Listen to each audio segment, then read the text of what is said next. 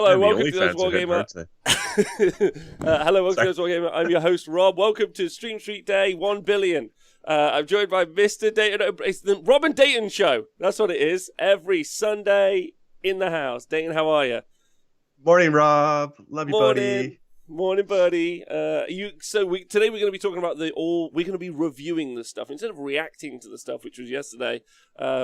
In order to make myself twice as much content, I'm going to be reviewing the stuff from yesterday. So I've had some time to mull on it and think it through, and so we're going to have a good old think. But before we do that, I'm going to find out how Dayton is. Dayton, how you been? What's been going on? Doing fantastic. You should almost like record like the first 5 minutes of every episode and release it as like one big end of the year. This is what happens behind the scenes. Or would that get you kicked off the air? That'd probably get you kicked off the air. It wouldn't. It would just burn the only bridges I have left. I think would be the. You're Indiana Jones sitting in the middle of that bridge. He's got two enemies on either side. He just cuts it. It's like, let's all go, boys. Let's take it down. Thank you to Grinaldi and Azrank for subscribing. Big love. That's right. We've got some big Dayton energy today. Scott B. Twitch chat, how are you? Bogler, too bad Rob streamed the wrong T7 game one yesterday. Bogler, I agree. Couldn't agree with you more. Yesterday was fun. I'm a little bit tired from yesterday. 9 hours of... Is it 9 hours? 9 hours of yammering away, so... If I am a mess today. It's so tough listening to GW.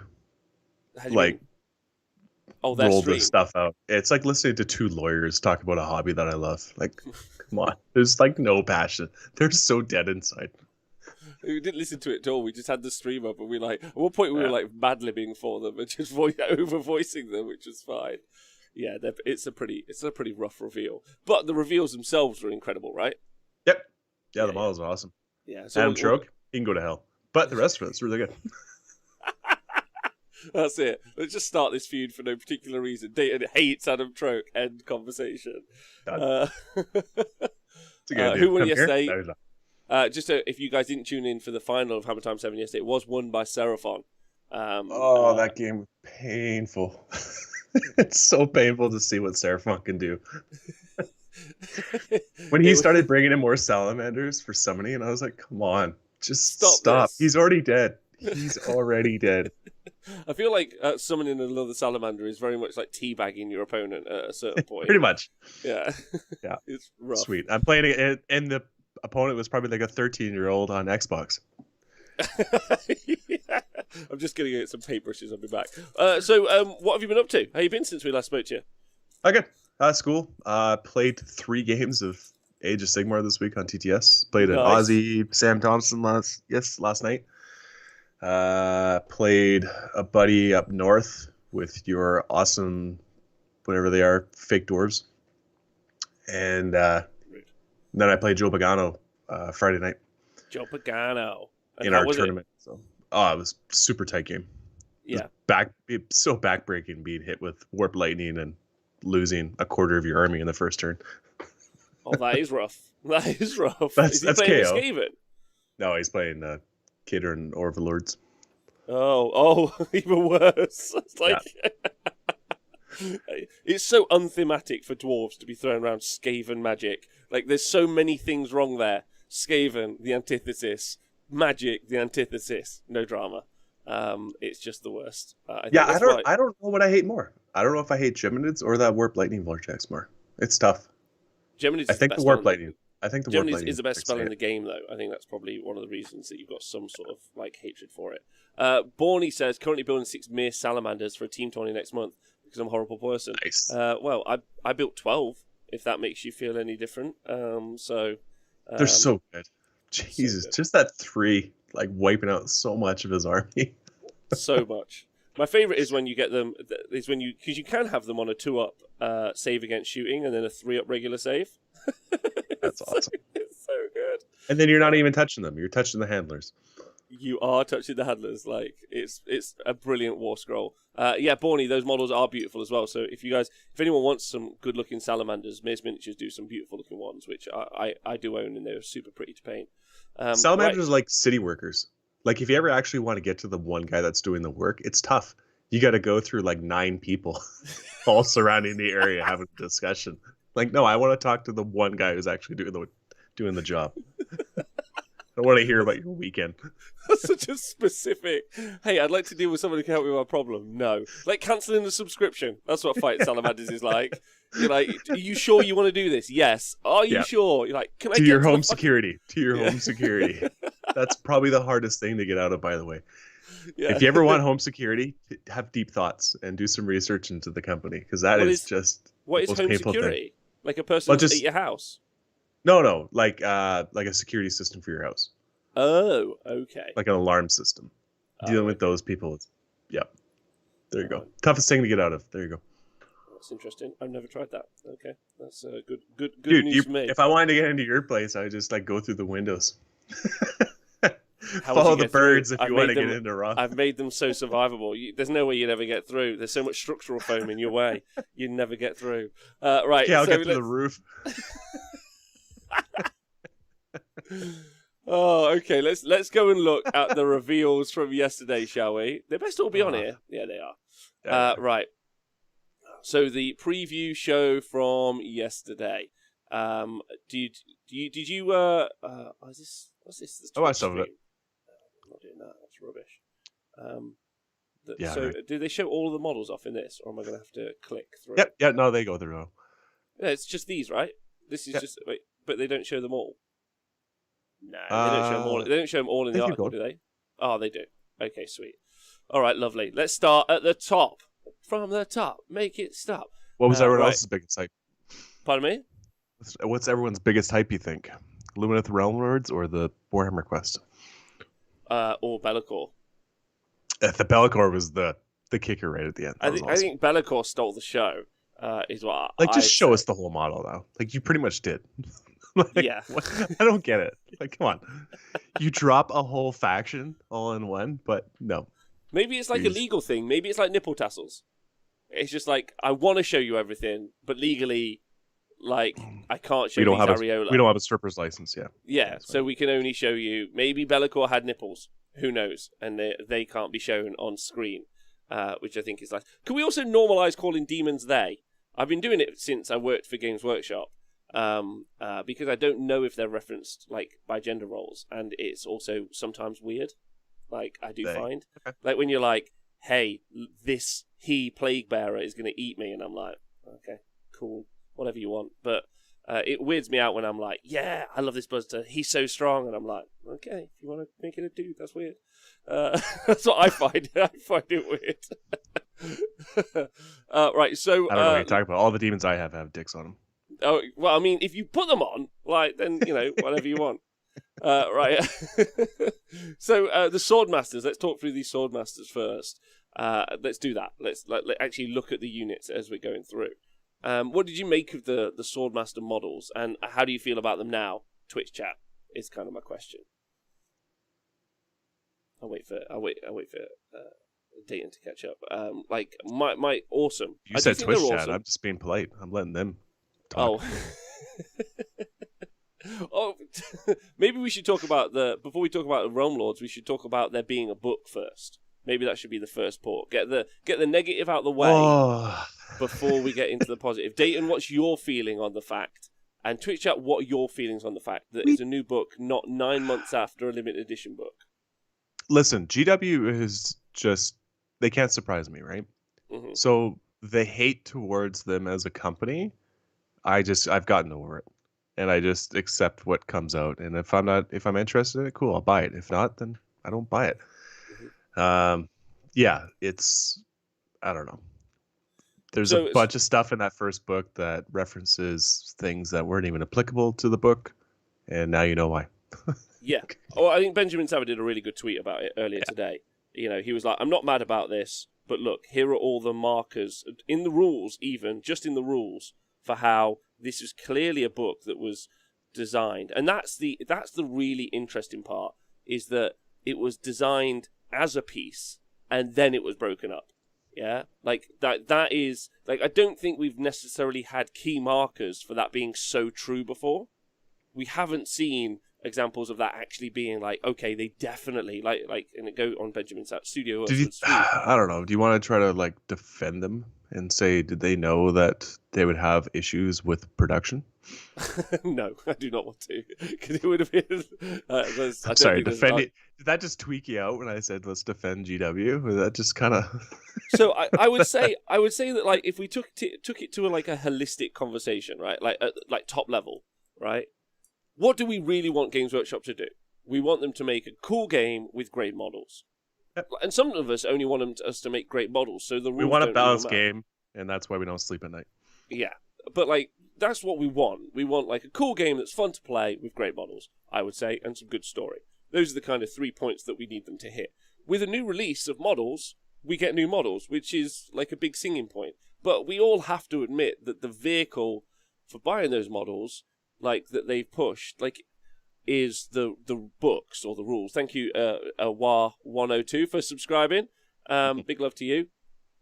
So they use the models to make us have to buy the books, because if I want these cool new Swordmasters, I have to buy the book. End of conversation. Like, you know, if I want to like do it the way you meant to do it, I have to buy the book. I play with the book. Like, and that's my rules reference for these guys, whether it be in a digital format. Someone has to buy the book, and then I get the book. Yeah, and then I can play. Chuckabutty, last week I bought the limited edition Luminous book. Oh my god, I'm so sorry, bro. It's a nice book to put on your shelf. It's a nice book. Frame it. I would say I would pose this question to the chat. I'm going to read out the chat first. Tom Whitbrook says, I don't mind a new book, although I'm not an LRL player. It's probably better for LRL player getting in now to be able to get one book, as long as the old book on program is comprehensive, and that's fine. Like, a lot of people are talking about the fact that if you actually read the book, there are 4 chambers / kind of like temples, and we're only seeing 2. A lot of people thinking that we're going to see next year another Lumineth book and maybe a 4th Lumineth book down the road, which it depends. Are they just using lore reference? Tau is a pretty good example of you only see 2 of the cast. You don't see any of the others. Yeah, it's true. All my outdated battle tomes prop up my computer monitor. They're useful. Still think rules should be free. Yeah, I was going to get to that in a minute. It's kind of crappy move, says Dwarf Penguin. It's a super crappy move, in my opinion. Yeah, sure, but at the end of the day, what you're going to do with that extra £30 that you now have to spend and an extra acre to your grounds, the whinging is so far overboard in some places, says Dwarf Penguin. I would say, and I've talked about this before, ultimately, I think 100% the rules should be free. Let me give you as to why. Like, I'll ask the Twitch chat and I'll ask you, Dayton. Like, let's say you were super on board with Luminous. What's the faction that you love? Love. Like, what faction do you love? And like, Feck. Okay, Flesh Eater Courts. Flesh Eater Courts, new book gets announced. All the rules are free, yeah, but your story for your Feck is in this cool book with artwork and how the miniatures were designed and the story and loads of stuff, yeah? The rules were free, but all of that stuff was included in the book. You picking up the book? Yeah, and it's going to include a bunch of awesome art that they don't give credit to their artists for. Yeah, fantastic. Like the issue with the book being the problem with the rules in the book mechanic is actually that we as a community actually end up on like we lose twice as opposed to winning twice. And let me explain that out for a second real quick. Like when they produce a new book, they just copy and paste the lore from the last book. Look at all of the 40k codexes. They sometimes will, I mean, in 40k codex instance, they actually reduced how much lore is inside the books, not increased, which is wild. But, like, we lose as a community because they don't bother to, like, really work hard to make that book worthwhile from a narrative perspective because they know that they're going to drag it in through rules. That's their main kind of, like, selling point, right? And so I would just be like, whatever, man. Like, just don't do that. Give me, like, if I had a book that had, like, all the original artwork, like, like the designs from Jez or the designers, and they were like, this is what we were thinking, this is what we sketched out, this is where we'd like to go, the history of how it was all made, like ways you could paint them, ways you could kit bash stuff. If that was a book, as well as the narrative and all that other stuff in a book, are you mental? I'd buy that all day. I'd buy that for everyone, and it would be amazing, and it would be so cool to own. Having the rules in the books makes our books and it's not environmentally friendly, there's a bunch of other stuff. So yeah, anyway, that's all I'll probably say about the books. What do you think? There's a bit there. You threw a bit in there. Yeah, that'd be great. They don't like to let us know what goes on behind the scenes. Ever. Like, they don't want to let you know who's working for them. They don't want to let you know who's painting. They don't want it unless it's like someone that they're pumping out, right? Peachy or whatever. Mm-hmm. Other than that, you don't see any of the other crew. You don't get credit for anything else. Even the lore, like all the writing and stuff like that. They always like they don't. There's no crediting to the artists. Mm-hmm. So to ask for the insight on them, they're never going to do that. For some reason, they feel like that's a taboo, which is weird. Yeah, it is. The rules should be free, but they're not. They're not. They're like razors, you know? Like, give me the handle and stuff for free.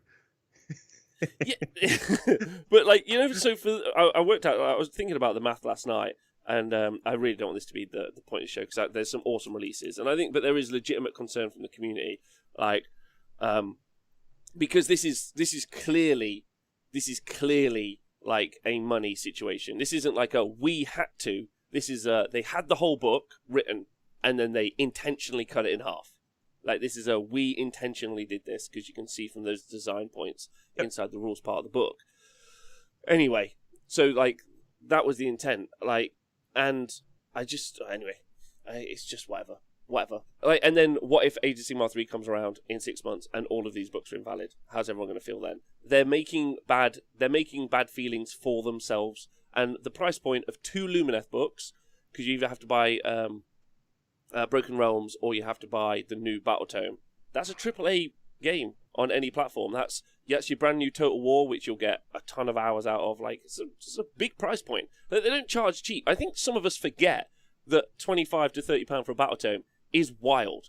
Like, that's wild for a fucking book. If you told you ever any go to other like other game designers, like if you ever go to other game companies and you start shopping around, you're like, wow, I can get all this for $60. That's amazing. You forget, right? GW's put you up such a money expectations that it's wild to see other companies do it. Yeah, but they're the leaders. No one else is really competing with GW anymore. Anyway, so I'd advocate none of you buy the books, is all I'm going to say. And that's as far as I go to say it. I can't say what I would do because that would affect our terms of services. Yeah, and 3 tomes or 2 tomes have been released. I didn't buy them. Have I looked at them? You betcha. I'm even using one of them. Are you using the Rob Warhammer account? God damn you. Right, let's talk about that. Let's talk about the fun bits, though. Narrative, gaming, and models. Like, all of those 3 are our key points that we love on the show, and I'm super invested in these. Correct, War Chevy. So the models, gorgeous. Let's talk about these Swordmasters. Now, obviously a reimagining of the Swordmasters, but actually, and I think that they're really nice, Dayton, super, super nice. I feel like the swords, I said this yesterday, and I was looking at them last night, I feel like the swords are a bit big. Is that weird? Like, I feel like the pommel is really big, like, compared to the model, but maybe that's just me. Like, I feel there's a scaling issue, is the only negative. I love the helmet, I love the visor. I think that's a really nice. It reminds me of the visor that you see in Brad Pitt. Not to be a nerd or a historian, but aren't long swords typically have long pommels with a counterweight on the back to help with the swinging motion? You are correct. I don't have a problem with the design of the sword, just the scale of the sword. Like, as in, I feel like it's a weird shape, is what I'm saying. Too big. I hate the tabards. That's it. Everything else looks great, but I hate the tabards. Like, every one of them is a representative of, like, every one of them has a banner. Yeah. Like, those gotta go. Yeah, those have got to go. And they will. As soon as you go to your first tournament, they will be gone. So they are not surviving in the case, right? Kitsune Adventure says, Honest Wargamer, sort of kicking the teeth of those people who converted the Hammer Elves into swords. It's true. No, you got more swords. It's fine. Yeah, more swords is fine. You could make the sword guys and the hammer guys. Yeah, you could just use old Swordmasters for this as well. Like, they're pretty much 1 for 1, right? The best pose. Yeah. I like these though. I think that they're really pretty. I think that the design work on them is nice. I like the sky blue. I think that looks really nice, and I think it's cool. And yeah, I'm really into these. I think these look swish. The bolt thrower. How do we all feel about the bolt A lot thrower? of people are going to get PTSD. I've been playing this game for a long time, seeing that model. So if you guys aren't aware, high elf bolt throwers in Age of Sigmar 1 were a terror, is all I'm going to say. They were potent. Even Warhammer Fantasy, they were really also very good in that. Yeah. But I think this is going to be a mainstay. And also some long-range shooting as well in the Lumineth Army, a book that already probably doesn't need it, I think is interesting. Clearly, after watching Hammer Time, they need more. So. Yeah, they do. A blow dart ballista is probably more what it's like, correct. I don't know how far it will shoot. It does have 3 strings, so based on our general science, 3 strings means longer range, so it could be pretty potent. Also, 2 arrows maybe means 18 shots. I think that's how the math works. I'm not certain. But yeah, it'd be interesting to see. Also interesting if those like little, I'm not really sure what they are. The little light sources that they have at the bottom on the base. Maybe that's some ammo or something that they could load on, or maybe it just lights them up. Who knows? They're protective shielding, so they're -2 to hit against missile attacks. Their creative aura around the crew. Fucking Christ. That's going to be really good. Oh, man. Still waiting for... Holy crap, is that a blowpipe? Now that's the question, because it's a from bad this angle. They took this photo at a bad angle. It's a bad angle, because I don't know how this guy sees at all. No, I he's said this smoking. yesterday. You what? It's a giant bong. You can't see shit. That's why they got the lava lamps around it. Like, they're just having a good time. Yeah. Do you think these two are high? And they're just is it because they're not even on the board? You've deployed these on a separate board. They're just high as shit, just firing shots off. And they're like, "Do we hit anything?" It's like, "Do you care? Like, let's just keep firing, mate. Let's go." Oh wow, you cracked it. Should have a periscope on the hat. I agree. I think maybe this is a bad angle, but I honestly don't see how this guy sees. And also, I'm pretty certain that the way it's like designed, the hands. Like, you're going to build him, like, attached to the crossbow. And I'm just going to, like, whenever I have to play this guy or this, like, unit, I'm always going to say, how's that guy seeing? And he'll be like, and, like, the person who's played it was like, oh, whatever, Rob, it hits on the 2. I'm like, if you say so, brother. If you say Fires so. 18 shots. It doesn't need to. Some of it's going to hit. Oh, Hydro Hobish, good one. Cheech and Twong. Ah, nice. Twitch chat never fails. Never fails. So that's fun for those who. So I can't believe that they've got a little protective aura as well. That's insane. The Venari Starshard Ballistas. Starshard sounds bad for everyone. I'm going to say. I like this, and I think seeing some war machines in the game isn't terrible. No, and it's nice to see throwbacks to what the original High Elves were all about. Yeah. And then you got kangaroos. I love everyone in the chat coming up. I still really like the garden candles lighting the way. Oh, and apparently that's a protective aura. Keeping them alive. So that's going to be good. The quick turnaround of first and second versions of some army battle tomes, is this an issue for the community? I think it will be. Right, so the terrain piece. I've seen loads of versions of this. I've already seen a dwarven version. Yeah, already. I've seen some photoshopped up versions of this. I'm keen on this. Like, I saw it and I like it. I'm into terrain at the minute. Do I want to see it on the table every game? That's weird how I feel about that. Really high. Yeah, and also like, can I deploy my model? Like, can I get cover for my flying unit up there? Can I place something on it? Can I put a model on there? Yeah, I see what you're saying. Yeah, like that's my first question. And and my second question is, can that model be a bolt thrower? That's like, if that's deployed in my territory, and I can put a bolt thrower on the top of that, guess what? That's what I'm doing.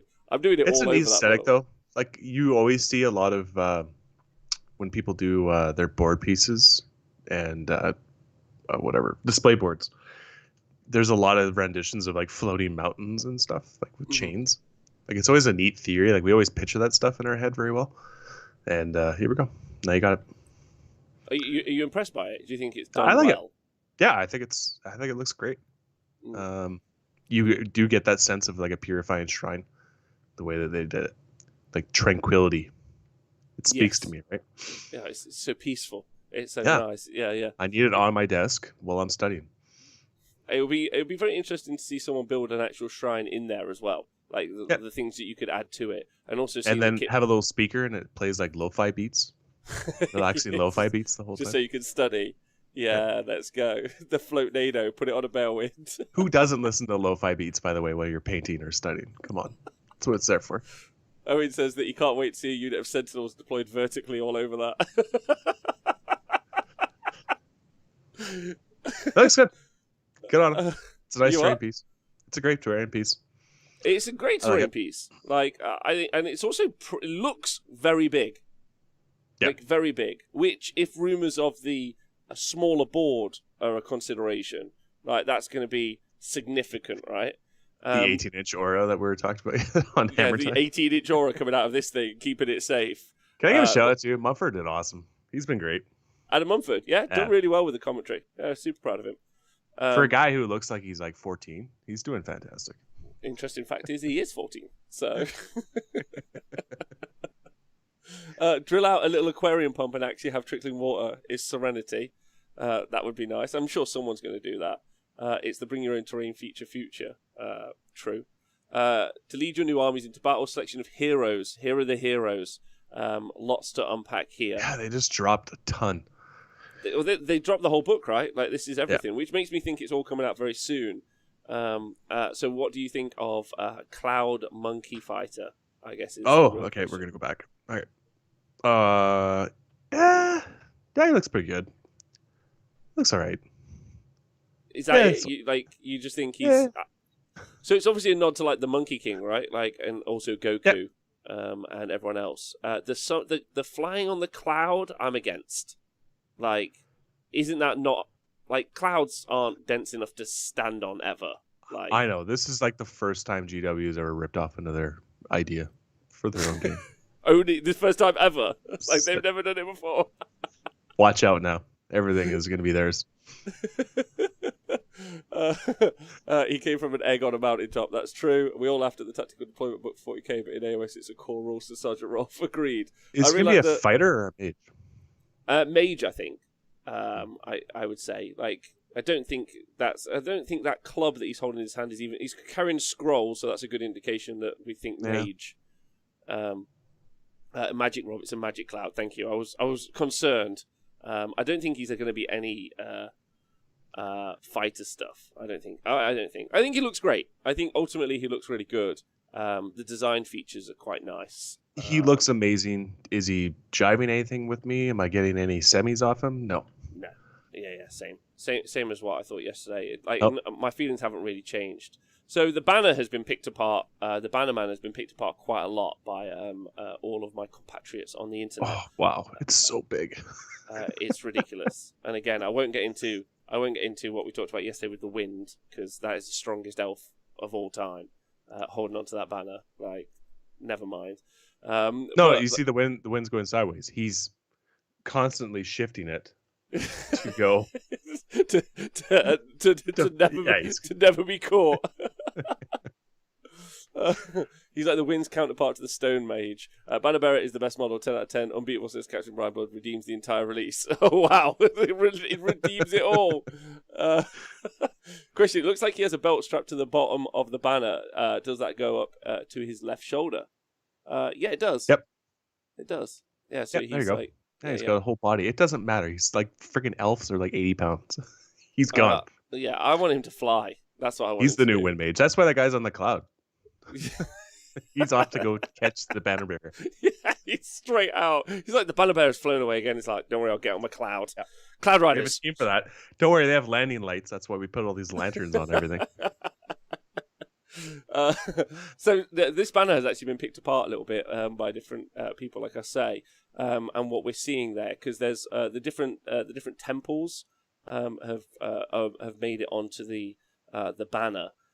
And there's also, if you look, there's kind of like a dragon symbol, I think, on the top left, and there's a lot of love going out for that, because obviously the other two Luminous Throne books, when they come out, one of them will be like dragon orientated, or one of them will be magic orientated. Give me the dragon. Give me the Dragon Riders back.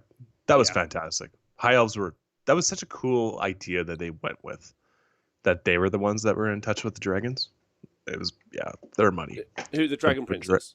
Yeah. Okay. Yeah. The Dragon Princess, and they had the riders, right? You had your Moon Dragon and everything else. Yeah, I like that. Awesome. See you later, Jog. Big love. I would say the rest of the Luminous. What's funny is now you're looking at this, you're like, yeah, man, this is all cool. Can you show me the dragon version now? And they're like, it's not out yet. It's like, yeah, well, I can see it is. Like, I'm just waiting for it. I would be interested to see if anyone does other banners, if that makes sense. Like, this is going to be nice, and you can see this in every Lumineth army, I assume, but maybe some people will kitbash their own big, large, over-the-top banners with some cool designs on, with some freehand or something, because I imagine that's all, like, cooked into the model. Yeah, give me my Bernie Sanders. Feel the burn banner. Apparently, the banner is made of light. Okay. Oh, yeah, there we go, obviously. Okay. Question to the Twitch chat, I guess, because iPacker's brought it up, and I think it's a good point. Holding that in a high wind. Would you like to see a good old massive banner bearer for each army?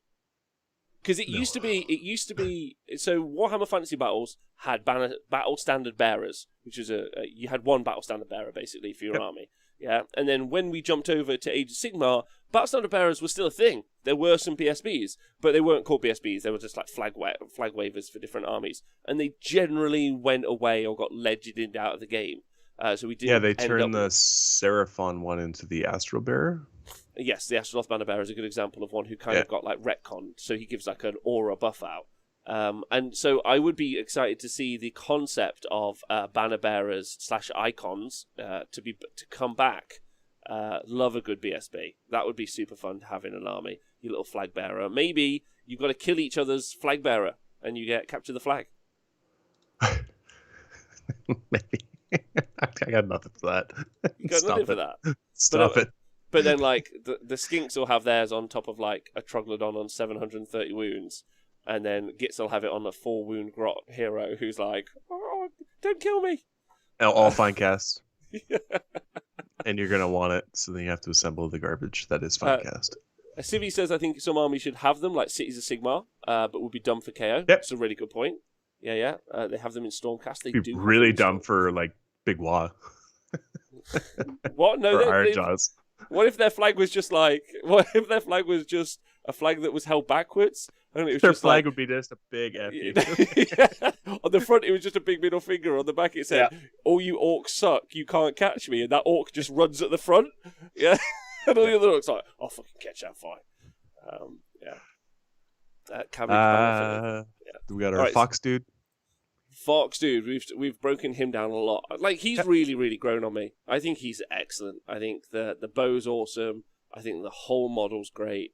Really in love with this. I think this is excellent. I hope this gets some good ish rules on the tabletop, personally. Yep. Yeah, he's full on furry. He's got the big long tail and the legs and everything.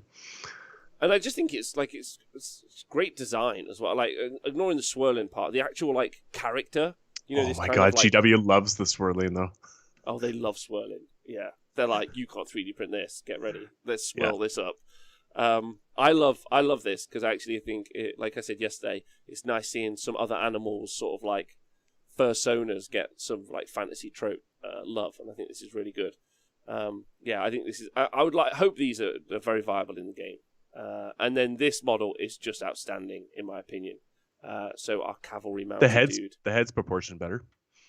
The head's proportion, but I think this is just glorious. Like, this won the show for me yesterday. Other than the Warhammer Quest stuff, I just thought this was just incredible. And I would like to see. I know the Rue Riders are out, and like with they've shown the Rue Archers. Have they shown the Rue? There'll be like a Rue fighting unit as well. Yeah, they must have. Have they not? Yeah, this model's glorious. The elf is awesome. Yeah. Yeah, unfortunately, no camels, it seems like, because this was our camel rider. We thought it was going to be a camel, which is fine, because that gives us access to other armies collecting camels. Orcs on camels, hilarious. Slaanesh. I don't know. Khorne on camels? Imagine like a really angry Khorne camel. Nighthaunt camels. Undead camels. Undead camels. Only bows. So we've only seen the bow version so far. All right. This model divided opinion. The Twin Souls replica here. Pardon me.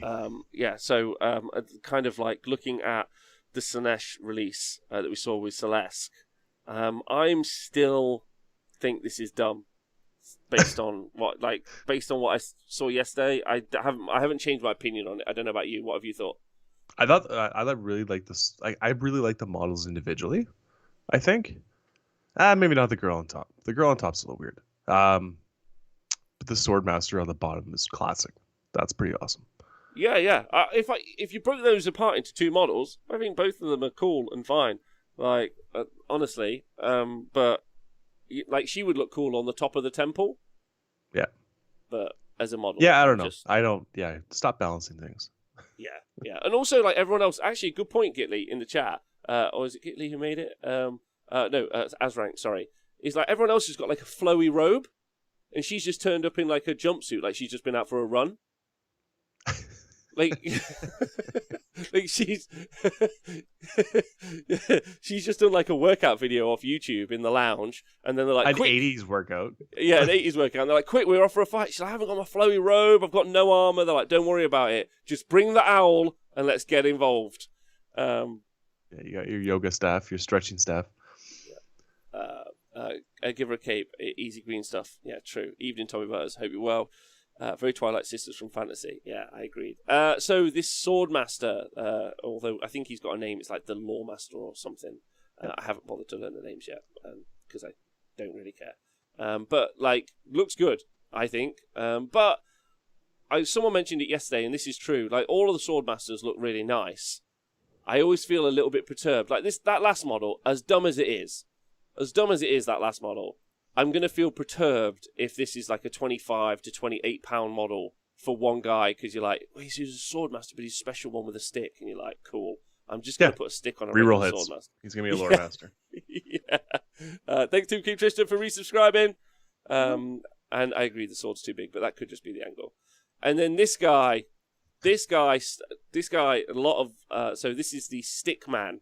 The Bog Master. Yep. With the AOS FAQ that he's got. What do you think of him? The Bong Master, yeah. The Bong Master, yeah. Yep. The lava lamp, yep. The funky helmet, yeah. But a lot the stilts, the little, he's got a height issue thing. Everything on him. Let's go for the biggest helmet. Yep. Is there any way I can get like little platform shoes? There you go. Yeah, let's do that. A lot of people want to call him the FAQ Master. I think that's fine. Not many people are vibing on the shoes. I think that's kind of been a thing that people have talked about there. Yep. So I think that's one. And is he got a collection of what is the calligraphy, or the is it the Japanese painting, like brush strokes and painting? He seems to have those buried inside his staff. So he's a scribe of some kind. He's got the brushes. Oh yeah, I see. Yeah. I think that's what we're seeing there. Yeah. Yeah. You don't seem very impressed by these. No, all the heroes are like, other than the fox and the riding guy. Yeah. Okay. I don't know. All right. And there it is, the Battle Tome. The Battle Tome. Alongside these new units come an updated Battle Tome for the Luminous Throne Lords, packed with lore, war scrolls, and allegiance abilities for all the followers of Teclis. If you've already taken the plunge into the world of Elfkind and picked up a copy of the first Battle Tome, you can get all of the war scrolls for the new units in the Broken Realms Teclis book. There's never been a better time to be a follower of the Archmage. So if you want to get the updated rules, it's either 2 books, the old book plus Teclis book, or everything in this book. Those are your options. And there isn't really like a best fit for that situation, because you kind of want all of them in one, but maybe you want the story from the Teclis book. Do you know what I mean? Yeah. So you're buying 3 books. You're buying 3 books. Yeah. It's fine. Is it 50% off if you have the old book? No. It should be. I feel so rubbish about having to buy a new book. Tory Rob, I agree with you loads. Last guy was like 1920s Phil Pater. Shouts Tomb King to a group of 7? I don't know what Tristan's saying there. Sorry, bud. There will be love, whether it makes sense or not. Games Workshop have never done. I have to decipher the Canadian Tristan, maybe. They've never done book revamps in the strict order they were released. They have not done that. That is 100% true. and they've done it quite badly, I think, in some ways. Like, anyway, I mean, the front cover art looks really nice. I like that, and like looks pretty classic, which is fun, but pretty rough for those guys, I'm going to say. It only says new War Scrolls in Broken Realms. Bet there are other new stuff in the Battle Tome, like Wind Magic Lore, etc., says Chris Wallace. Probably agree. Sucks, haven't even got to play with them yet, says Robert Saxon. Listen, if you like, I'm going to be the channel, I don't know about any other channel, but I'm going to be the channel that says it's rubbish. Games Workshop should just put all the rules out for free and some books that we want to buy in the future. It's a terrible company who do terrible things to make you spend an extra 20 quid when they don't have to. They want to rip you off, but I like the game. So, very much I like in the stock. I like the game. I like the models. I like my friends who play the game. I like this community, so I'm into it. But I'm not going to hide from the fact that they could be a better, more ethical company who make a good game, and they decide to be rip-off merchants. Right. So we're going to give you the honest opinion, and if you want to get caught up into the hype and everything is awesome from GW, go and check out AOS Coach. We're good. Moving on. I didn't say that. Dayton said that. Right. Okay, next up is the Cruelghastcruciator, which is a new new Nighthawk model, who looks cool, and apparently this is part of this is part of a range of singular models that we're going to be getting for some factions. So they're going to start releasing random character models, is something that we heard yesterday. Once more. So, yeah, what do you think about... How do you feel about that? Like some... He's awesome. He's awesome, He fits right in. Yeah. He's got a lot of the chain... what are the chain masters, the ones that hold all the locks. What were they called? The ones that were swinging the locks. Oh, yeah. They were like in charge of... Yeah, chain gas. Yeah. He's got all those aesthetics. And the Nighthawk, all their stuff is... they still reference like what killed them. And they carry that along with them. So obviously he was put on the rack. That's great. Fits right in. A lot of people saying that the skull looks like it's a Luminous skull as opposed to like a human skull because it's slightly longer. Which I thought was an interesting take, and those are the souls that are being stolen out. I think it looks cool. I think one of the things about the Nighthawk range is, like, if you look at the Lord Executioner, like, he looks very unique because he's got this big weapon. I think, like, you can get a little bit lost. But he's garbage. Yeah, he is garbage. He is garbage. But my point is that, like, you have to design some stuff that's fairly distinct in the Nighthawk range because at the core it's like a weird ghosty dude.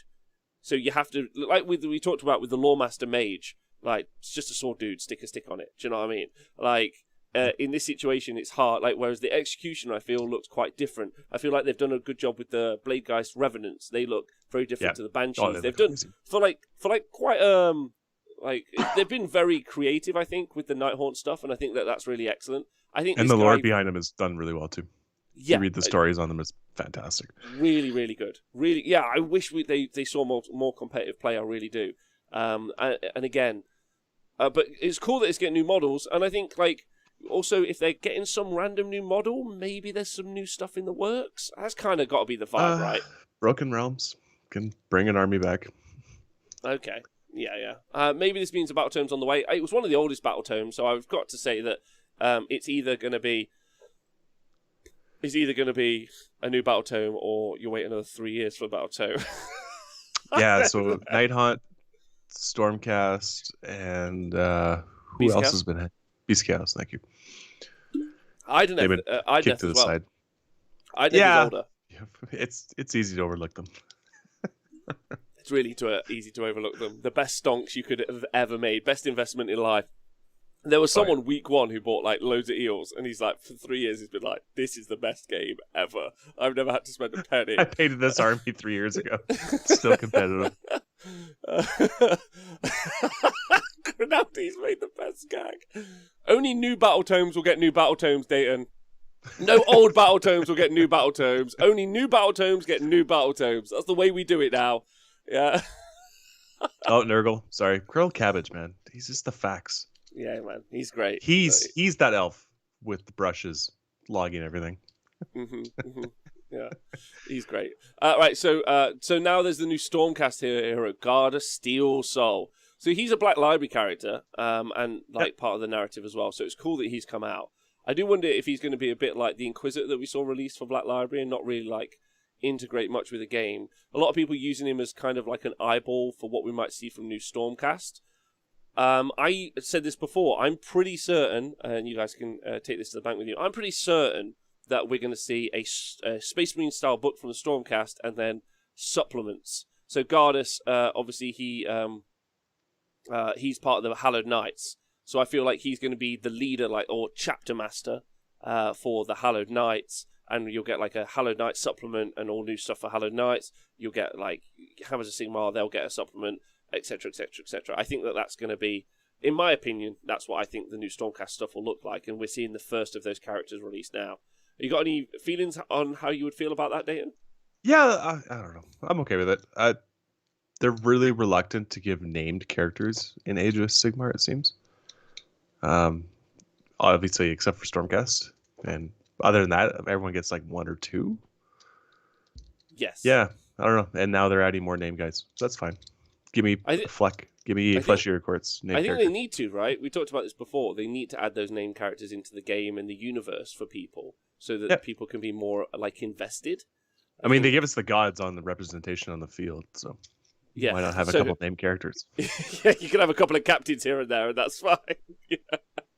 Nurgle has like 1 billion name characters. That's true, Captain Brianblood. Gardas is a playtest only faithful, says Hawkeye. Agreed. Not a single name character for Beast of Chaos or Flesh Eater Courts. Right. That's what I was saying. I like name characters because it makes the lore feel more complete. I agree with JBM, absolutely. I don't think Stormcast will get supplements. Market share of their faction is a tiny fraction of the Marines. It's a tiny fraction of the Marines because I feel that that's not like a valid argument, because the reason the market share for Marines is so big is because they put so much out to be in the market, and therefore people buy it. Like, if you put out Stormcast book plus supplements, their market share will just go up because there'll be more, is my point. Everyone's sitting on Night Haunts and Stormcast. Yeah. Superhero pose looks great. I'm cool with it. Are there any named characters in cities? No, there is. So there's loads of Stormcast named characters, but it's a Sigmar. There's only the one from Marathi. So Marathi has got a named character, the Sorceress on Black Dragon. So that's a named character, and then there's also the Broken Realms introduced some named characters for cities and for Chaos as well. We saw that. Okay. Stormcast. So how would you feel about a new Stormcast release date? Like, generally, they need it. I have buddies who are Stormcast players, and they've been hurting. They want a new book. They want to have more than just the shootcast list. Yeah. Also, the paint job. A lot of criticisms in the chat coming about this. Do you think this guy looks good? I was thinking actually. I don't know. GW doesn't do metallics well. That's true. That's a good point. Yeah, and also they've already they've got a specific design for this, don't they? Do you think bigger ranges is the new norm? It seems Lumineth are really being fleshed out. I would say so. Right now, Dayton, time for you to gloat. The White King. Yeah, sorry. I had a few people in chat that were talking about it. Everyone was all hyped, saying this was a Blood Knight. I'm like, yeah, it looks kind of like a right. Looks very much like the walking white beforehand with the head and everything, and there we go. But Colonel Cabbage was saying it in the chat as well at one point. The White King. But my question is like, so this is just the White King. Although you can paint him any color you like, he's not coming alone. Accompanying him are a number of hordes of death, numberless hordes of death rattle. Kinda. So if you listen to the video with the lawyers talking about a hobby that we all love, they do mention there's not going to be many. He does reference that it's not as much for the Soul Blade. So there might be. Yeah. So I think that's just going to be a reference to they're going to rebox. So when we get to Warhammer Quest, there's all the skeleton warriors in there, right? That's what they're referencing, because those will just be death rattle available in Age of Sigmar. Maybe not. If you look at Black Fortress, none of that stuff has been released into 40k. Like everyone was talking about, like Chaos Cultists or whatever, something coming out. or Heretic Guard or whatever. But yeah, nothing's come out. Nothing's been picked from that. And if anything, they've actually just added normal stuff into the Black Fortress. They've gone the other way with it. So Dwarf Penguin's pretty certain that Legions of Nagash is becoming the Grave Lords. So like Legions of Nagash no longer will be a faction, and Grave Lords will be the main kind of death faction, with Nagash actually sitting inside OCRs. What did Vince say? That there's rumors that they're just gonna combine like Flesh Eater Courts and the Other Dead into one book. But that's such a disaster. That's absolutely the wrong way to go with it. Like, I really do feel like that. I even felt like that about Iron Jaws and Bone Splitters. Yeah, the big one. That's your reference point, right? Yeah, I was like, doing it already. Yeah, I was like, that's kind of okay, I guess, but like, it's not really what I want. Ultimately, like, I like that. I mean, look, it's only one book to buy, Dayton. Positive. Yeah. Let's not complain. Let's not be two-faced. You can still play your Iron Jaws. You can still play your Bone Splitters. But if you want to mix them, you can. Yeah, you can play Big Wa. Yeah. Flesh Eater Courts is like 7 War Scrolls. So. It is. But I wouldn't like to see that. I could see some of the stuff that like is in Legions of Nagash, like Death Rattle, move into here as well, and like make a better like Grave Lords book. They could probably do better than Legions of Nagash because they've taken all the Mortarks and they've obviously apart from whatever her name is, the Nighthorn lady, they've taken them all and they've stuck them into Osiarchs anyway. So just keep them in there, and then I guess you could put most of Death into the Grave Lords with the vampires being in charge because they're kind of more like Mortal-esque anyway. Like all right, and Cities of Sigmar is another example of making a big book with all the old models that they have. Yeah, that's true. Morning O Reaper, I wouldn't mind them doing that into one book as long as the factions themselves are still diverse. Yes, I agreed with you there. I think that diversity is really important. Neferata and Manfred are left and they are vampires. Mandollies, lovely to hear from you. I hope you're well. What do you think of the model though, Dayton? It looks right. You're not vibing on it? Hey, it's okay. So underwhelmed today. So Dayton's just generally underwhelmed. I don't know. It's okay. It's okay. Right. You don't have to love him. I just wonder what if you any thoughts as to why it doesn't grab you. I've never been a big fan of the armored skeletons, to tell you the truth. Okay, because it's interesting because you like Flesh Eater Courts. Yeah, Flesh Eater Courts are great. So I feel like Death would be your faction. Vampires, give me a bunch of nude dudes running across the battlefield. But not armored skeletons. One nude female. I guess it's a good point about armored skeletons, because what's the point of the armor? What's it protecting? Maybe like the bone, I guess. But like it's weird, I guess. Sure. I like this. Against maces. It protects you against maces. Everyone knows you get extra damage with maces. Okay, good. There we go. Jack Summers. So Rob, what do you think the best release was, and why was it Bellacore? Great question. Yeah. I like skeletons. Speckles is the same. I've never been into massive hordes of skellies. I think hordes of skeletons is right up my street. Like I think him and like Death Rattle stuff is like I'm really into that. Like I'm into that more than I'm into the Osiarchs. Like just saying. Hashtag. Yeah, I don't know. We got skeletons in every single undead universe. It's always the key thing: skellies and zombies. Do you think it's a bit overdone? Is what you're saying? Whereas you got like Flesh Eater Courts, it's I like the whole twisted, lost sanity side of that. Okay. You know, I understand. The feral vampires. Well, that's why I like vampires because they've got agency, right? Like they've got some sort of plan, like, and their plan isn't even like world domination. Maybe it's just like I hate that bitch. I'm gonna go take over her land. Like it's as simple as that. If you want to watch really cool politics of vampires, watch the Castlevania on Netflix. Castlevania series is also really good. Or even just Interview with a Vampire. Just like the inner kind of like politics of just like anything like, Anne Rice. That's not her best one either. The Vampire Lestat was her best one in my opinion. Okay. All right, sweet. Anne Rice, wow. I'd have to bring those back out again. That was good. Those are good. Good books. Right, we've seen some new Uruks. These guys look great. 11 out of 10 models. They look gorgeous. I hope this is an indication of a brand new Uruk range for Bone Splitters. Nope. I think that's great.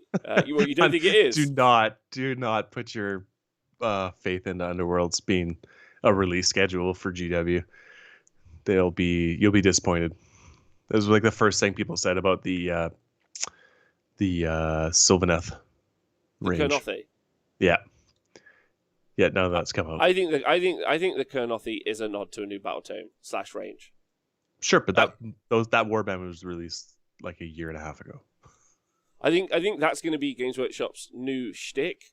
So previous, go with me on this a little bit for Sure. Take you on a Let's go for a walk. journey. Come on. Let's go for a walk. Mental walk, everyone. This is what I think the new business plan is, because we're all used to the business plan as is. I think this is the new business plan.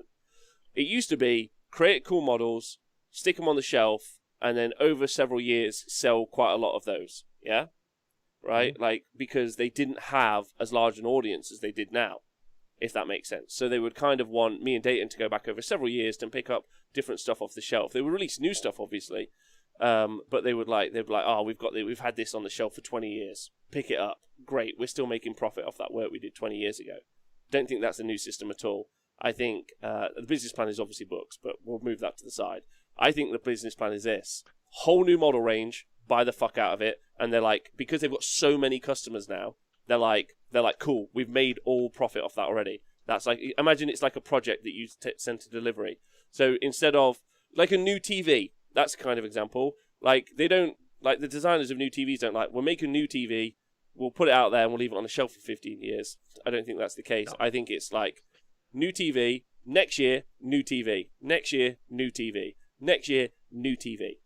Do you know what I mean? That's what I think the business plan is. So I think it's going to be like, here's a shit ton of Uruks. Sweet. Here's a shit ton of vampires. Here's a shit ton of the next thing. Sweet. Here's a shit ton more. And they just hammer them out. Like, if you think about the number of models that have been released in the past, 6 months, all the Space Marine stuff, all the Necron stuff, Sensch stuff, it's like a lot of kits. I think we're going to see more and more. I think we're going to see these big dumps. So I think you could be fairly excited that you see new Bone Splitters and new Kurnothi. That's kind of my vibe. But that could be wrong. But that's my journey. What do you think about my journey? Yeah. And with the release of a single model here and there for old factions that haven't seen anything in a while, they're kind of trying to stoke your interest again, I think. Yeah. I think it lends to it. I think that's generally the plan. With much higher sales, they pay off the mold cost much quicker. Scott B, with shareholder expectations of ever increasing sales. Yeah, that's my point. Because they don't have the low volume of sales that they used to previously have, so they have to keep stuff on the shelf for longer. They can just plan to be like, we're going to sell a shit ton of this, let's make it, and then it just sits on the shelf. And if they sell it beyond whatever, they don't care. And most of their stuff's online as well. They don't have to care about stocking shelves. There's no longer this conversation about oh, my local shelf, my local store didn't have it. Everyone buys online, so they can just they're going to build a fucking giant warehouse the size of the moon, just ram stuff in there, and then they'll just be they'll just flog it, right? That's just what I think. Keep it supplied. Have you seen that? People talking about it's quicker now to get their stock from England than it is from their warehouses in North America. Yeah, really? Yeah. Oh, that's fucked. That's what I've been hearing from distributors. We're gonna skip Underworlds, by the way, but I'm gonna give Dayton a chance to defend it really quickly. It says over 200,000 games sold. Dayton, do you want to defend it? Really great game. Yeah, it's fun. It's great. And everyone else got a War Dog shaman again. Holding the snake. He's holding that snake. That's right. Great. Let's talk Cursed City. I will talk about that 2-player starter set for Warhammer Worlds. Okay, go on, tell me. It's garbage. Move along. What's wrong with it? They're old models. Oh, okay. So they've just those reboxed. Are the Nighthaunt. Yeah, those are the Nighthaunt models you never use, and then those are the 3. What are they? Castigators or whatever. That everyone was always like, why did they release 3 when they come in units of 5? Yeah, those are those ones. Oh, and so you don't think it's a very good box? No, I have it right here. It's garbage. It's models they've had sitting for a long time. They're just throwing it in a box. Done. Move along. No effort. F you. So, Cursed City. Love all of this. Love the artwork. Love the box. I'm going to skip the board because I hate that. But that's the thing I talked about yesterday. Yeah, actually, I would say about that too. If you compare against, there's a lot of examples out there. Descent, Gloomhaven, Frosthaven that's coming out. Those are boards done well for a dungeon delving kind of game, and these boards are shit. Oh, okay. So, what are the examples of dungeon boards that you like? Gloomhaven, Descent, stuff like that. Those are probably your 2 big ones. Hold on, one sec. Gloomhaven. Gloomhaven. Let's go look it up.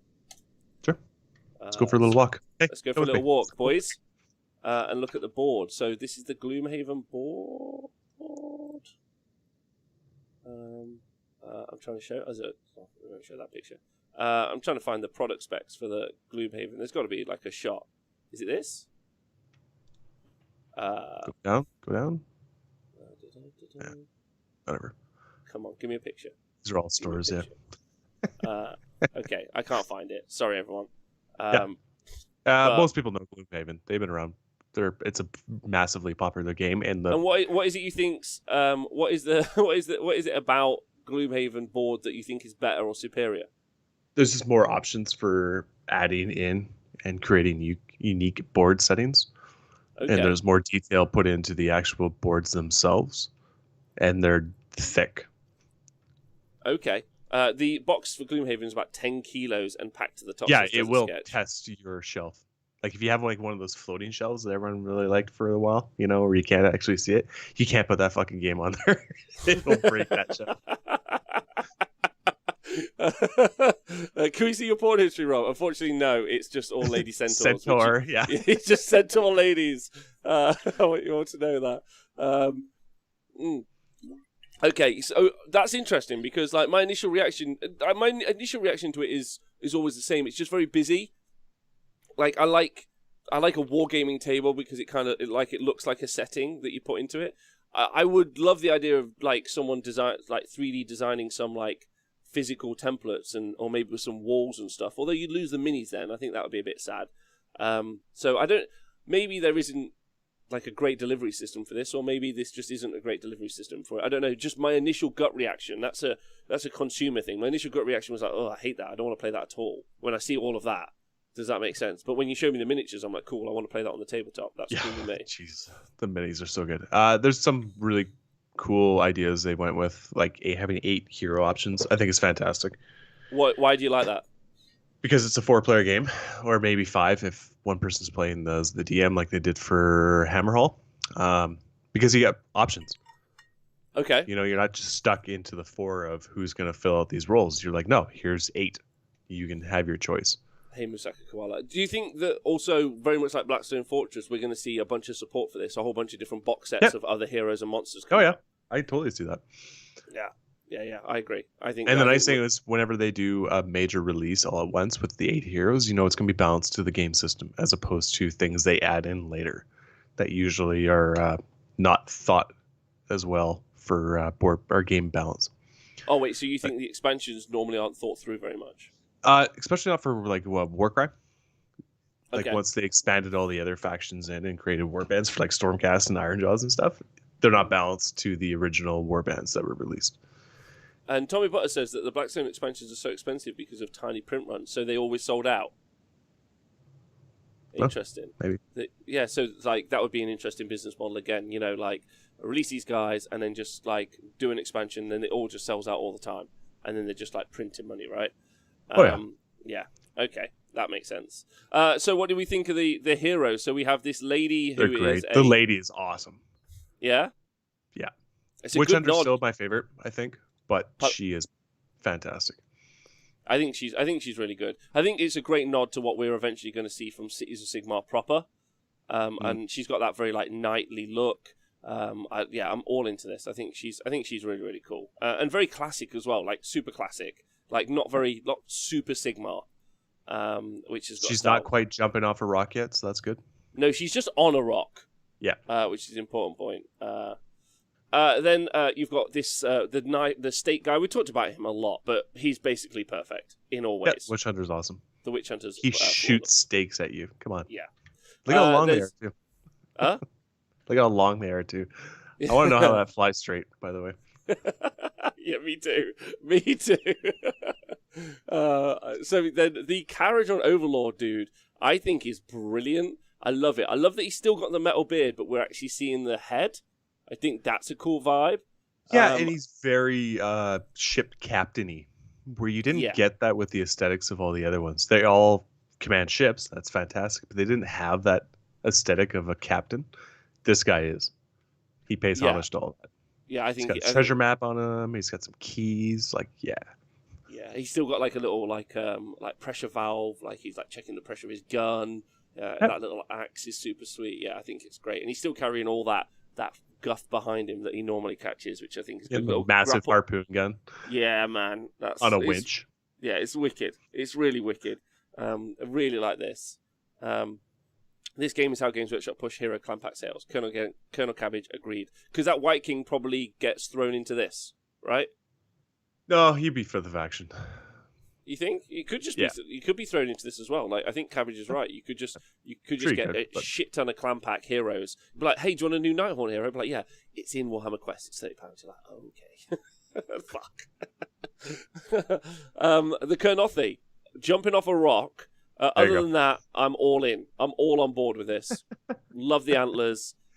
Give it 2 more legs, and it's just my dream. But it's still pretty good. Like, that's you great. Into this? I showed all 8 of these models to my wife, and she said, "Yep, there's my hero. That's it." Oh, really? Takes off all the elements for female, elf, bow, done. Braids. That's the element. Nah, she's probably not as keen on braids, but she's a white girl that accidentally brown faced for a Halloween costume one time. Oh wow! Okay. She was a sunflower. She painted up like a sunflower, but the paint was too dark. It was bad. Oh, dear. And then you go into a club with low lighting. And you're like, oh no. I still think each character will be in a box set with 2 factions. So sorry again. Interesting. That's an interesting take. So like a 1v1 like faction box like we've seen before. I think the Kernothi is a Kernothi range personally, but like they've been touching up. Well, we've seen a Warcry warband with the same aesthetics, right? Not Warcry, but Underworlds, but yeah. Underworlds, yeah. An Underworlds warband with the same aesthetic, and I think we're going to see more of that. You got your Centaur, that one. Here he is, or here I am, the Conquistador. I love this guy. You should have that little ponytail off the top of your head. I used to have one. That used to be my vibe. I don't know if I should grow it back. Or the moustache, but yeah, he looks great. I'm super into him. Looks really cool. But we can kind of move on because he's just a hero / dude. This is the guy that he looks actually, to go back to him though, he looks very much like the Blackstone Fortress guy. Yeah, very similar. Yeah, it's pretty much the exact same vibe. Yeah, more like a Hussar Cossack sort of vibe. I don't get Conquistador vibes. He's very Slavic looking, not Spanish, says Captain Brian Blood. Maybe it's the moustache that's given me the kind of like Spanish vibe and the hoop earring. But you know, these are all like fantasy tropes, right? But so this is the guy that fascinates me. Dwarf Penguin saying Death Mage. I'm vibing in so many different ways with this. Like, I know it's a simple model, so like it's not. What did they have? They didn't have Death. They had Shadow, right? Yeah. What were all the? I can't remember all the celestial colleges. It's the 8 realms. Is the celestial colleges? Okay. So yeah, it could be a Shadow Mage. It could be a Death Mage. I feel like there's a human under there. Like I think. But it's just wicked, and like we haven't had updated mages for Age of Sigmar. Like obviously we're still using like battle mages from way back in the day, and this is like this being an Age of Sigmar like battle mage for maybe Cities of Sigmar or whatever. I think I'm really into this. And he's like that, you know, like every like high school movie with the kid who's late for school for college on his first day, and he's like his books are spilling everywhere, and he's trying to like his shoes are untied. This is that guy. Yeah. Cobra says the new horror book is all about Kurnoth, definitely a future faction. And also another good point being made by Oripa is this is almost to a man the group from the novel Gloomspite. So there you go, a disparate band of characters. So thanks very much for that. This is the new version of that awful battle mage with the orb and big purple hat. It is. That's what I think. What is? Can you send me some links? I'll have a look at that in a bit. Yeah, I know it didn't go to. He's just a Warhammer player with all those books. That's his heart. And then the Sisters of Sigmar character, like has been causing some like drama, and I think this is good. This gives us a nod that we're going to see a Cities of Sigmar, maybe like Humans of Sigmar, maybe like Cultures of Sigmar book in the future, where we might have like a bunch of like humans who do all manner of things, right? Yep, and she looks like a navigator from 40K. She does. She does. I like all of this. I think those two are the most interesting for me. Because the others you can kind of be like, cool. They're almost part. You need those for like adventure characters in a book. Yeah, but they fill your tropes of standard characters. Yeah, but these guys nod to, and I would love for the Cities of Sigmar, Sisters of Sigmar, like whatever, Devoted of Sigmar to go like really weird, like esoteric, like really out there, like super odd, like monastic. All of those tropes like banged into it. I think that would be really fun to explore. If you have people that come over that you don't really know very well and you play a board game and they select these characters, those are the people you want to follow afterwards to the after party. Because they're gonna get into some weird shit and you want to be a part of it. They are. Don't shun the weird shit. It's really cool and eye opening, and you're gonna just change your world. Yeah, so I'm vibing on those. I think they're both great. And then, like we talked about yesterday, the no gut play ogre, an actual ogre, the shoulder piece and nod to a piece of original Warhammer Quest artwork, just looks brilliant. And again, has got that Eastern Cossack Russ sort of vibe in the armor, scale mail. Yeah, looks really good. And the whole book has that kind of like tone, right? Not the whole book, the whole box has that kind of tone. So yeah, I think that ogre looks. Yeah, the big lad looks really good. Yeah, really, really good. It's classic. Apparently, a lot of people were saying that we're sleeping on the bats and the rats. We haven't got there yet, kids. So we're on the bats and the rats. I don't know how. Were you bothered about the bats and the rats? The bats look cool. I dig it. Okay. Sure. I'm like, I like it. Whatever. They're twisted bats. They're like vampire bats. That's cool. Yeah. They're way better than the originals. Why are people excited about like? Do you remember how many you saw the bats though? Because what were they, -1 to hit when you're near them? In a bubble, I think. Yeah, like it was just brutal. So you saw them all the time, and those old bat models were horrible. Here he is. Look at these. So are these orcs definitely? So with the axes, or did they get said that they were ogres? Because if they're orcs, they look wicked, and there's like quite a cool design. Yeah, I think they're orcs, and it would be a cool design feat. They're ogres, apparently. I think they're emaciated ogres. There's a debate. Ooh, I love a debate. I think they said ogres. Okay, so I said orcs yesterday because green. Listen, their lawyers don't take it. Oh, so they're confirmed as ogres. Okay, well, that's boring, and I'm super bored by that now. Whatever. Okay, I mean, they still look amazing. They look amazing. I would play a faction of these guys. Those halberds look great, right? Yep. Yeah, the way they painted them all is done really well. Ah, damn it. Okay. So excited for the Instagram model skeletons now. what the Instagram pose on the skeleton? Yeah. I think the skeleton warriors are brilliant.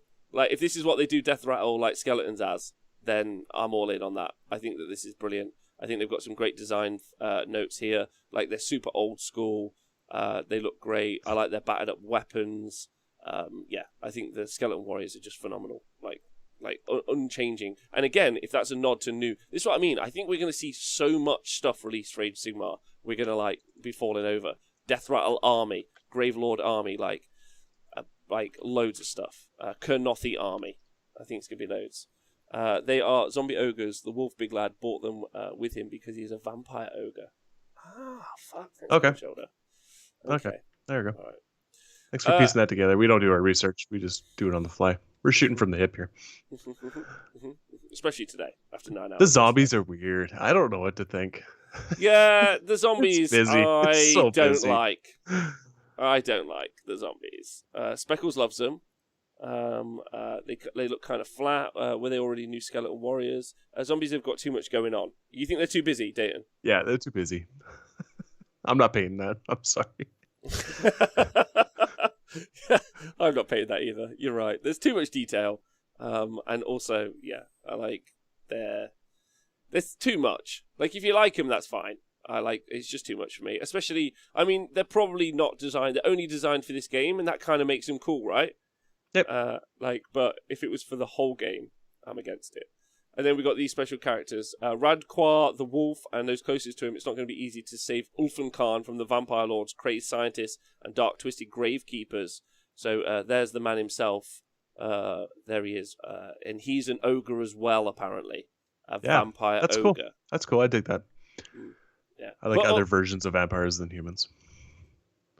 Yes, I think that's right. And interesting where we think that it might take the Gravelord's book, if we might end up with a whole bunch of the Gravelords being vampires, but like them being a variety of different vampires, right?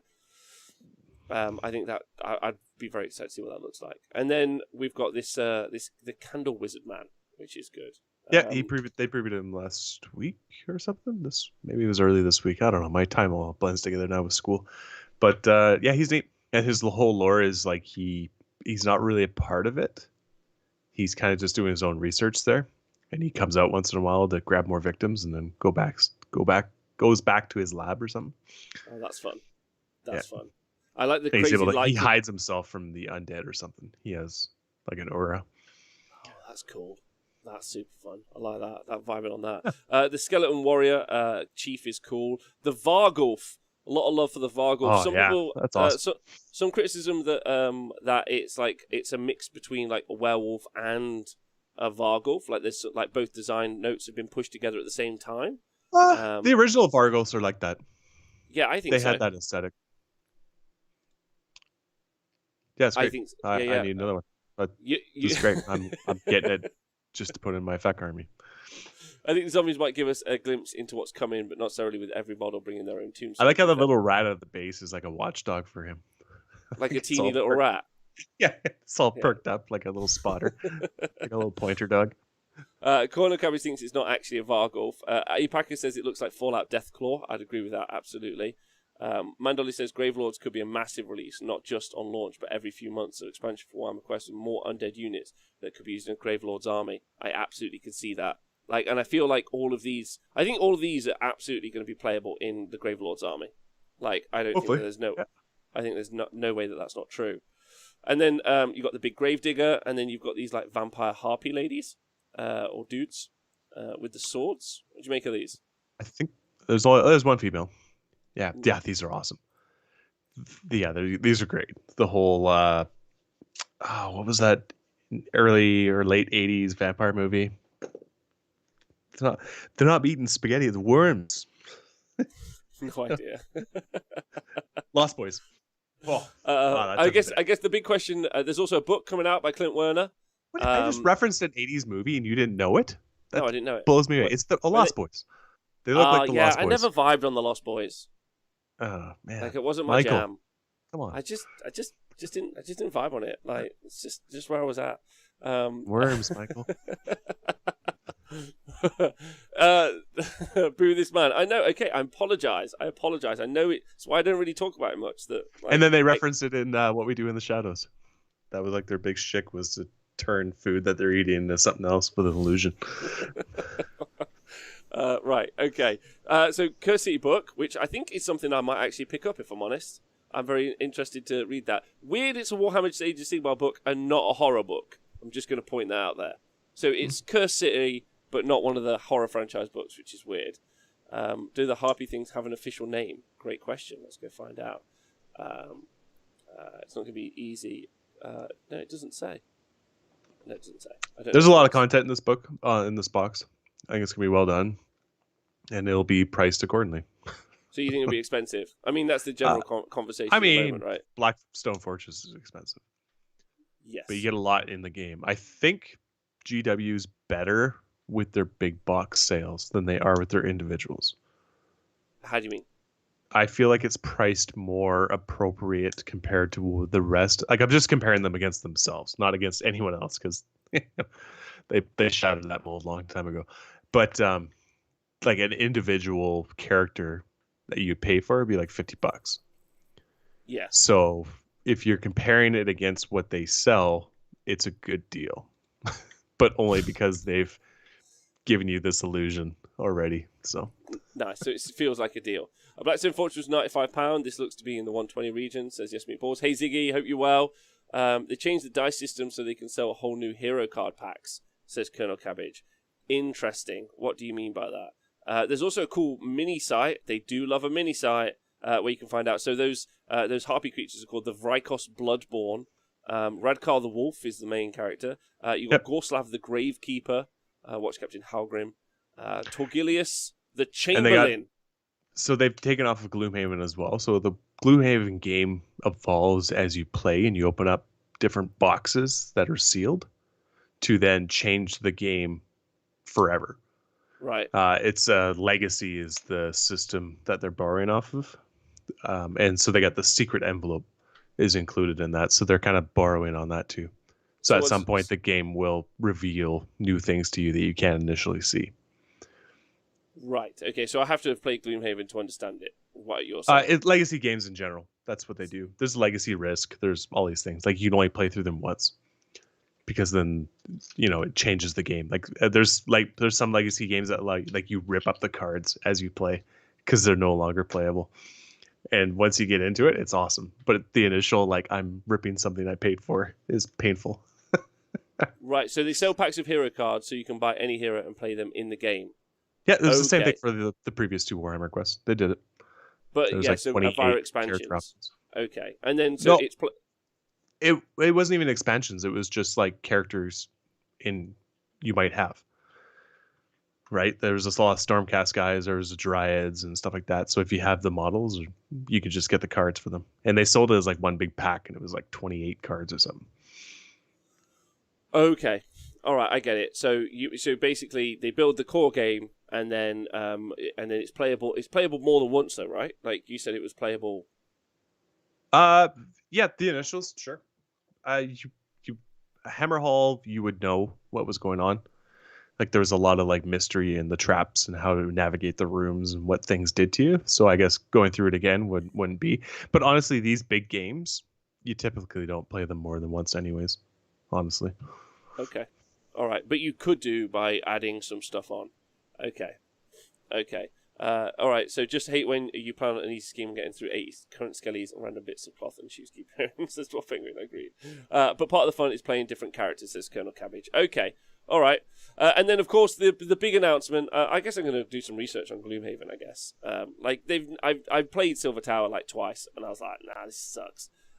So Gloomhaven is your biggest dungeon delving game.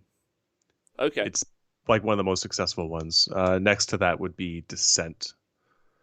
Would be the next by Fantasy Flight Games. Gloomhaven's coming up with an expansion, not expansion, a whole new game called Frosthaven, and it's set in an icy town. So there's the whole you dungeon delve and then you go back to the town and you recoup, and there's a lot of story. Oh, okay, and that's where maybe you. And then you go back in. Yeah, and then you're adding in. So as the story evolves, you get stickers and stuff, and you're putting on the map, and there's new locations that are revealed. And then it tells you to turn to whatever page in the rule book for when you go into there.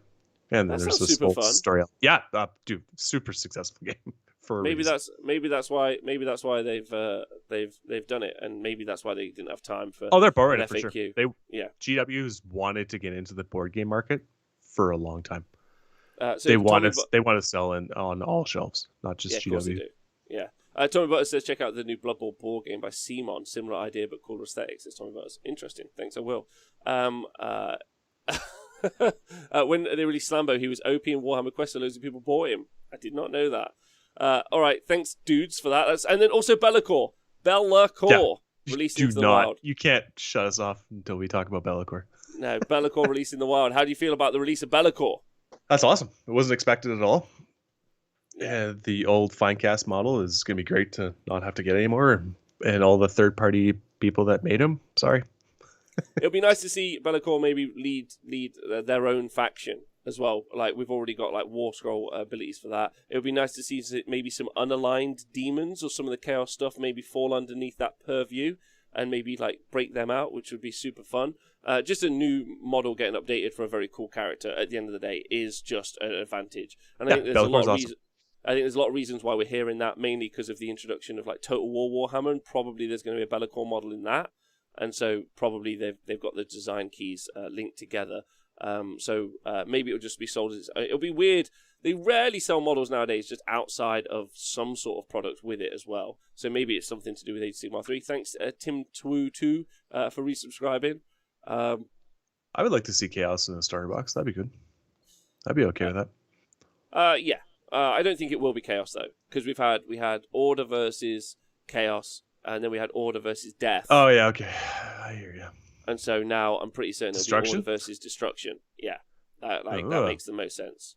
New Destruction faction? They need one. So then also the other thing to point out with Be'lakor's base, talking about it being used in 40k, because that's a conversation, is he seems to have a Chaos Warrior on his base. So I'm not sure if it's an only Age of Sigmar release, or be maybe done in both, right? No, it'd be only Age of Sigmar. Yeah, I think so. I don't think it'll be inside. They're really separating things. They're borrowing aesthetics from both systems, but as we just saw with that. But they have said that Be'lakor's going to be inside the third Broken Realms book. We're not going to give away too much right now, except say that it's all tied in with the princely third book, princely, because he's a demon prince, book in the Broken Realms. So Broken Realms Be'lakor, and I'm in for that. I think that's super fun. Really excited to see what happens there. And see how that the story moves on. Also, because they turned Marathi into a god in one book, so they could give Be'lakor like huge swaths of area to be in control of. There's so much to explore with Be'lakor in that situation, right? Yep. Everyone loves a jealous, power-hungry guy. Yeah, they do. All right. Well, that's it for today. We're gonna head out. Dayton, what was your Twitch chat? And Dayton, what was your favorite release? The same as everyone else. Warhammer Quest. Warhammer Quest? Yeah, it's awesome. Okay. That's a sweet box. Curse City's great. Mine's Be'lakor. I think that's the thing that's exciting. That's what took you out? Okay. I like the models for Curse City. I think the models for Curse City are great. I'm never going to play it. Like, because the other problem is, like, it's a lot of models, right? So I've got to paint 40 bad dudes and all the heroes, and then I'm going to play the game. And you're never going to play the game more than once. And you could just play it with unpainted minis. And I didn't like the board. What I meant in you're not going to play it more than once is I'm saying you're going to keep the group and push through it. Like there's going to be a lot of play in it. You're just, once you're done it, you're not going to then go back through it. I think the thing that I'm most excited about is what all of the design cues are from most of those releases for stuff we're going to see in the future. I think the Luminous stuff looks really good. It's nice to see them get the other half of their book. But like, I'm excited for like what a Kurnothi going to look like. Death Rattle looked really good. Gravelords, excited for what that might look like. I think that's cool. The Cities of Sigmar stuff, that looks like that's really exciting. So I think the key points for how armies are going to look in the future for playing Age of Sigmar, that's where I'm most hyped about this. And I think GW, all new models, they're going to be awesome. GW's killing it. They are dominating the miniature market, even with Rob and I 3D printing whatever we want, and there's some great stuff out there. GW still has amazing sculpts, but everyone has amazing sculpts. Like, I'm less interested in I assume that all the models released are going to be great. My point is, like, I'm excited about what that looks like on the tabletop, like how those armies are going to be, like having like that cool Cities of Sigmar army out there, like, and with Sisters of Sigmar, like, I'm like, that'd be freaking wicked, man. They got great aesthetic. They got cool factions and stuff coming up, like Luminous Throne. They're weird. No one would have predicted kangaroos. Done. It's true, but now we're all predicting all sorts of weird stuff. Dwarves riding hippos. That's the future. That's the future. Naked centaur ladies. Yeah, exactly. Thank you very much for joining us, Dayton. Yeah, of course, man. I love our Sundays. That was super fun. Thanks everyone in the Twitch chat for joining us. I hope you're all well. And you look after yourselves today. Don't forget, we'll be back with the Age of Sigmar Stat Center tomorrow. And also on Monday night, I'll be talking to the boys about what they thought about the releases. And of course, we'll be reviewing the Battletome Sensch. Arguably one of the most competitive Battletomes that's been released this year. Yeah, Sons of Bahamut. Now they this year there's someone to kick around. There's been only 2 released this year, so that still holds out as a statement. Okay. It's in the top. Sons of Bahamut. I think Sons of Bahamut can beat him. Yeah. See you later, Hydra Homish, Dwarf Penguin, top of the paint meta, definitely. Captain Brightblood, K-Dread, Colonel Cabbage, War. Thank you to everyone on Patreon, and thank you to everyone on the podcast. Stay hydrated, look after yourselves. See you soon. Have a nice day.